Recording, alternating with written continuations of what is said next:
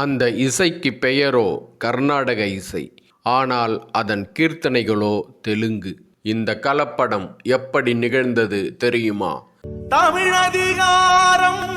விஜயநகர நாயக்கர்கள் தமிழ்நாட்டை ஆளத் தொடங்கிய பொழுது இங்கே இருந்த தமிழ் இசைக்கு பெயர் நாட்டாரிசை என்பதாகும். விஜயநகர நாயக்கர்கள் நம் நாட்டாரிசையை பார்ப்பனர்கள் மூலம் அப்படியே நகல் எடுத்து அதற்கு கருநாட்டாரிசை என பெயர் வைத்தார்கள். கருநாட்டாரிசை என்றால் மேம்பட்ட நாட்டாரிசை என பொருள். கருநாட்டாரிசை என்பதுதான் காலப்போக்கில் கர்நாடகா இசை என ஆனது. விஜயநகர நாயக்கர்கள் தெலுங்கர்கள் என்பதனால் கீர்த்தனைகள் தெலுங்கில் இயற்றப்பட்டன. மொத்தமாக தமிழ் இசையை திருடிக்கொண்டு தமிழ் இசைக்கலைஞர்களை ஒழித்து கட்டினார்கள் விஜயநகர நாயக்கர்கள். அவர்கள் வழி வந்தவர்கள்தான் இன்று வரை திராவிடம் என்கிற பெயரில் தமிழ்நாட்டை ஆண்டு கொண்டிருப்பதால் தமிழிசை இன்னும் தெருவிலேயே நின்று கொண்டிருக்கிறது.